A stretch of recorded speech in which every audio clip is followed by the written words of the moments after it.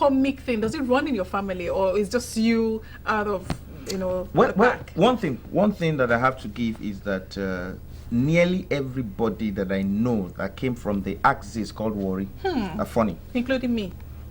Am I funny? I've heard you say some funny stuff before, so but you didn't commercialize it. Okay. So for a lot of people who come from the Warri axis, we were funny, but then it comes from the fact that we're daring. We say what we want to say boldly and try to quote the things that we're saying. We quote it with humor. And the idea is that, which is why we form words. Like they say, for instance, if they say, oh boy, I don't they cut out. Oh. The guy is about going. So when he says cut out, it means that he's removing himself from this thing. Or maybe somebody says, oh boy, let me go remove. That is, he wants to leave the place. And all those words, the terminology, the language, the way we say the things we say. Like if somebody wants to say, I'm going to worry. If somebody says, I'm going to worry, it's just normal. But if somebody tells you, man, I go waffy, you know that that's somebody that knows the place. So then you can tell somebody, that's a worry boy. But if you say that's a waffarian, it's a different thing. So anybody from that zone really is funny. I was born in Warri, Numa maternity, and quite a lot of people who even came to stay in Warri, a lot of boys who were Hausa boys, who came from Hausa quarters or Shell or even federal government colleges that came to that place. A lot of them grew up and imbibed the Warri culture that if you hear them speak pidgin, you'll be amazed. That's true. And so nearly everybody, even people that were from in Port Harcourt, claims they're from Warri. People who were from Benin claims they're from Warri when they step up, because the pidgin English was like a lingua franca. And if you also want to agree with me, you find that pidgin English is also the language that nearly everyone has now found to be with. Exactly. So we have that. My dad is not funny, ha ha ha. My mom is funny, ha ha ha. Really? Yeah, and she has. They're both from Delta State. My mom is from Udu area. My dad is from the royal family of Agbaroto. Okay, so how many kids? How many siblings do you have? I have my older sisters, about 6 of them, and then I have junior sisters. My junior sister and the junior brother. From same mother? Okay, let's speak English. My younger brother, I have a younger brother and a younger sister, and then older sisters. From same mother, yeah. Same mother. So your mother has how many children? My mother has about 10. 10 alive? All alive? Yeah. And she's still alive? She's alive. In fact, she just came to Lagos herself. Are you kidding me? I came to do Christmas. My mom came to do Christmas. Well, at least she's reaping the fruit of the labor. She is, but she's not good with business. So she came to the house once, and some people came to negotiate, and then I was living in Ikoyi, and they came and they were talking, and she was on the balcony. I didn't know she was listening, and so they said they wanted to pay me 1.5 million, and I said no, that they must pay 2.5. They argued and said, so when they were leaving, my mom came in and said, they won't pay you 1.5. You say you not go take 1.5 million. You don't want to take. I said no, that even if they pay 2 self, I will take it. So she went out to call them. Oh, now come. In don't agree. Come. Come. For her, and the way she put it is that can you call that amount, the 2.5 million, can you call it in Urobo? If you can call it in Urobo, then they will pay you. My mom, she has a funny bone. She has a funny bone, and I think she rubbed off. But then the bookworm side is my dad. Okay. And I, like he says all the time, that I should go and sit down somewhere. Am I intelligent? He has a PhD. I don't. So he has a PhD and he got his PhD. You can never measure up with him. I can still do my PhD. He did his own at age 78 or so. How many degrees do you have now? One. Only one. When are you going to have the other one? Don't worry, I'll have more degrees. Don't worry. There's time. He did his own at 70, Abby. I still have time. Don't worry. Plenty of time, Before another 20 years now, when I sit down, go and I want to have a degree in marketing. I want to have another degree in production, film production, and maybe grab one from journalism. Journalism 3. Then I now get a PhD in communication arts. Wow. I bet let's give him a round. No, it hasn't come yet. So I don't clap. No, for you to even think it up. Yeah, no. It means, is this a joke now or yeah? No, it's not a joke because okay. I teach ordinarily. Okay. I'm working on. I teach. So how do you reinvent yourself? I mean, because again, like you said, yes, comedy. You were one of those founding fathers of stand-up comedy, and other ones have come up. And in the course of bringing people coming into the scene and all, they're coming in with their own A game as well. I mean, how have you been able to weather the storm? Yes. Okay. You said it. I didn't say all it. right. No. The thing is for a lot of people, the comedy is dynamic. All right. You can be in comedy. See Bill Cosby, 80-something, 90-something, and he's still funny. So comedy is not about age. It's not age bound. It's not like football. It's like music. As long as you know how to play it and you still have melody running through your veins, you can continue to create music. Okay. So comedy is the sense of humor that you have and the ability to apply it to the things that are happening currently. So if you have the funny eye to see something that is happening, then you can continue to make jokes. Out of it. And as much as you create those jokes, that's how much you'll be in demand. What has happened is that I don't perform in certain places anymore. I've upped my game. Because as you grow up the ranks, you go to a particular place. Yeah. As they say in my place, inspector not supposed to carry rifle, now shotgun.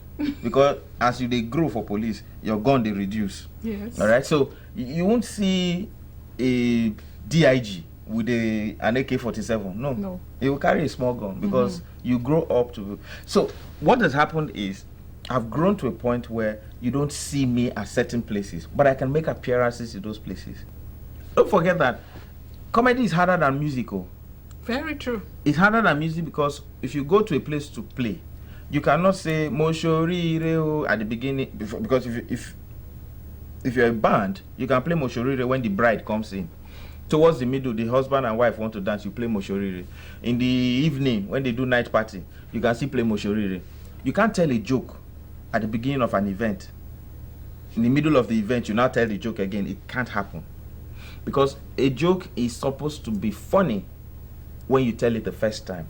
When you keep telling it again, people are like, I've heard that one before, now tell another one. Which is why when people say, oh, a comedian is repeating jokes, it is hard to create joke. Very true. Which is also why we allow young comedians to grow on our jokes. Okay. What has happened is that there's so many of them. Not many of them are creative, but they can tell jokes. So they just delve into the fountain of jokes that have been created by the masters and keep them alive. If you remain where you are, the guys will overtake you. So as a comedian, continue to be fresh and you will remain in business. Okay, let me ask you this question. Have you ever been shoved off the stage because people, maybe the crowd at that time didn't think you were funny? That would have been a long time ago. It happened in GRA, Ikeja. I think it was 1991. There was a birthday party, swimming pool birthday party. The DJ was playing, I think it was DJ Fresh Waves. And he was playing, and they gave me a wireless FM mic. You know, FM mic then, it has one long cord inside. It's connected to the DJ's equipment, so that's what you perform with. And so I was performing, and they said no, that it was okay, that I should go and sit down. Because they want to dance, they don't want to hear comedy again. They want to, and truly, it wasn't an audience, it wasn't a party for comedy. Because the swimming pool party, and people were gathered around the pool and having fun, and then they stopped the music and said, come and crack jokes. So what I learned from that is that it's not every show that you offer your services to, and then you have to tailor your service to match the kind of event. So those are some of that's why I said it is in early days.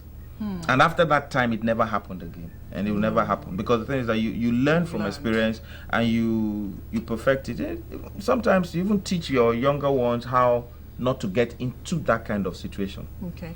Does comedy, does it feed you? Does it pay your bills? Aye. Like my friend Efero Zako would say, aye, yeah. All right, no, so stand-up comedy is a very lucrative business. Okay. It pays the bills. All right. Because what my dad taught me is that whatever career you choose should shelter you, should take care of your future, should put food on your table, should give you respect and dignity, should make you famous, and should also make you make heaven. And then it should also help you help others. My mom so calls me a thief only. You go to somewhere, you perform, you are happy, enjoying the job, and you still eat their food. Like Baba will say, Obasanjo will say, huh? That boy, he will abuse us and still get paid. You know, when I did my first book, he wrote the foreword. And in the foreword, he wrote that he doesn't understand why people still pay me to come to their parties, eat their food, yab them, use their microphone, yab them, and still get paid. Speaking of that, have you ever gotten yourself into trouble for some of the jokes you crack? So, it appeared like I was getting myself into trouble. But what it turns out is that it's the problem of the person that didn't get the joke, because I've walked the thin line between being funny and being offensive for so many years that I know where the bodies are buried. So you don't offend sensibilities, and you know where the joke doesn't go too far.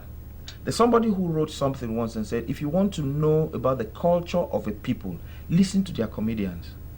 The comedians will talk about the cultural differences and the humor that differentiates them, which is why somebody wants to talk about Hausa, Yoruba, Igbo. This is how a Hausa man will react. This is how a Yoruba man will react. This is how an Igbo man will react. And you know, the Igbo man is always about money, as we say. The Hausa man is like, it has to be about his religion. Yes. The Yoruba man has to be jaye jaye. And you know, and when you tell this story, and then the worry guy is the cranky trickster.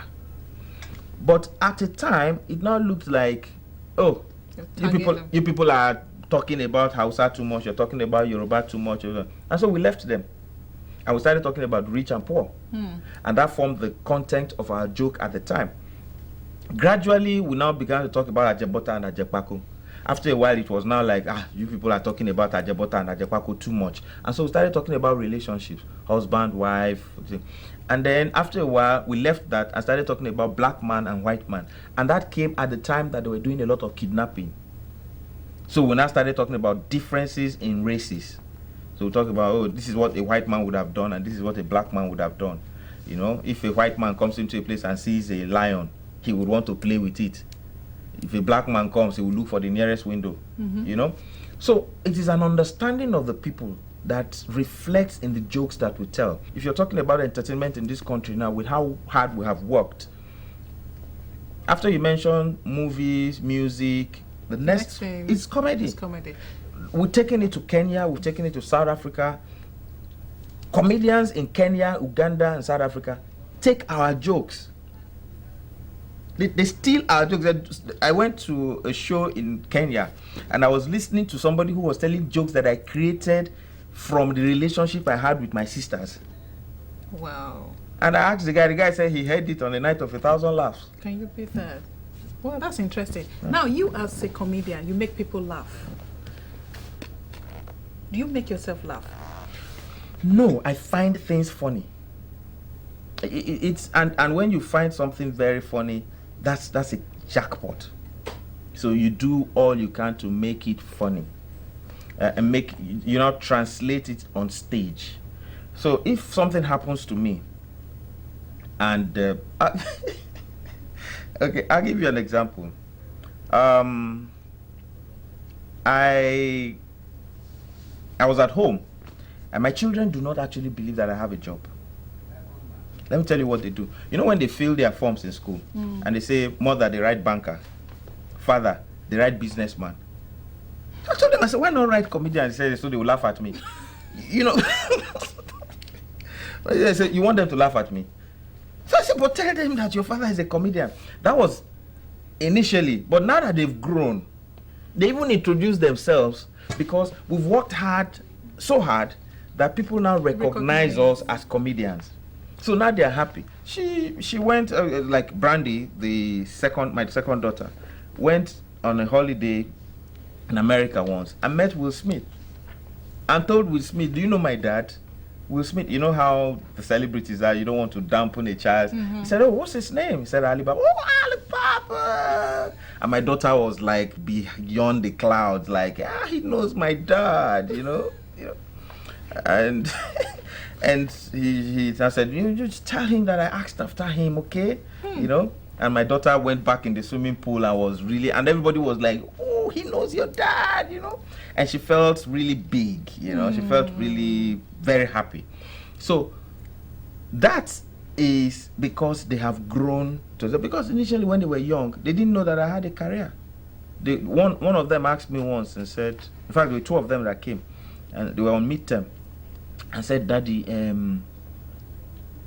we've been on holidays now for about like 4 days. You don't go to work. And I said, no, I'm a comedian. He said, we know you're a comedian, but don't you have a work? Don't you have something, a job that you go to? I said, no, that I'm a comedian. He said, no, that I should look for a job that is not good. That is only mommy that goes to work and it's not. And I said, but I'm a comedian. I said, I said, so I threatened them. I said, for saying this, you guys are not going for summer holidays. And they were like, as if you are the one that will pay. You know? So it is like, for them, is that you have to have the like usual... A 9-to-5 job. Do you know the annoying thing too? Is that you go to fill embassy forms. They will say entertainment. They'll put musician, they'll put this, put that. There's no comedy. Sometimes I cancel the whole thing and write comedy there. But it's just that people do not think that being a comedian, it's a job. I'll give you another example. This one, I went to Paris with my wife, and she was shopping on one of those high streets. And she entered the shop, and she had picked the things that she wanted. So the woman was really very impressed at the stuff she had, because she was picking suits. And so she said, you're buying only suits? My wife said, yes, that she's a banker. So, oh, you're a banker. What kind of banking are you into? She said, oh, commercial and investment banking. So, oh, that's nice. That's nice. That's really nice. And what level are you in? My wife said she's an executive director. So, wow. And you know, there, executive director is like vice president. Yeah, exactly. I said, wow. Me, I was carrying my cameras, wearing a t-shirt, you know. So she said, and your husband? And my wife said, oh, he's a comedian. She said, oh, okay. When the Oga came down, she introduced us to the Oga. She said, oh, they're from Africa, from Nigeria, Africa. She's a banker. The husband does nothing. You know? It was, to me, it was like, yeah, my own is finished. It does nothing. The way she put it was like, she's a banker, successful banker, ED bank, vice president, this woman. The husband, he does nothing. So I wanted to defend myself, and so it was my wife that came to me. My wife said, no, he's a very successful comedian. She said, oh, it's okay. Don't worry, it's okay. So and I believe that if people who did not know initially how much money we were making in comedy were the ones that were saying that, oh, what comedian, so come. But when they started, because the person that pays you knows what you are worth. So gradually it started dawning on people how much money we were making in comedy. And with that, our reputation went up, respect grew, more people came in. Because somebody that charges you 1 million naira to do an event, it's not my money. Yes. If you want to talk about payment now, what's the highest you can charge? Fashola is looking for tax, so I don't remember the highest I've been paid though. No, you can move to the village now and then be coming from village. No, I don't remember the highest I've been paid. Oh, okay. What's the lowest you can get? You can get 100,000, you can get 200,000, you can get. No, but seriously, there are comedians that earn 2.5, 3 million per event. There are comedians that get paid 5 million per event, depending on who you're maybe performing 10 to. million. Yes, the 10 million per event. In Nigeria? Yes. Plenty. It depends on who you're marketing yourself to. Okay. Because you have to look at your target market and structure your business along the line. True. Now, speaking of family life, how is family life? They're tolerating me. They have no choice. They have no choice. They have no choice. Do you make them happy, laugh, and all of that? This joke that we No, all we'll draw the enjoy. line. We'll draw the line. You have to draw the line. If you want to be a real parent, you have to draw the line. You can't mix being funny outside, ha ha ha, at home. If I say drop that and you don't drop that, I flog. Let them go and call police. I flog. I was flogged. You know. Sometimes that's the other thing. Sometimes I travel and I see a child slap their mother overseas. Hey, Junior, stop that. Twice. Junior, don't do that again. Twice. The father or the mother. And they'll be trying to stop him. Hi. Pains you to the bone. My 6-year-old, she's going to be 7, to Valerie. The first day that I told her that I was going to flog her, she said, "You're joking, right?" I said, "Hey, Temitito." I said, "I'll flog you. You're telling me I'm joking." You know? Because she's grown to a point where she thinks that I can't flog her. Oh. You know? So how many kids do you have? I have 5. 5. I have a twin and 2 boys. Okay. Yeah. But if my wife is listening, maybe we'll just do 2 more for the road, or 3, just get round figure. And you will have enough money to. I know that the way it is now, you know, children are so expensive. Only the poor can afford them, because if you look at the rich now, they have 2. Some have 1, and that's all. You know, but we the poor people, we can have 10. Like my dad, when they asked my dad why did he have so many children, he said he didn't know which one would make it. So you just keep having them. Yeah. So anyone that makes it, we thank God. We thank God. Yeah. So how's married life? You know, like anytime they ask this question, my wife and I will say, anybody that tells you there's no challenge in marriage is a bloody liar. The challenges, we overcome them.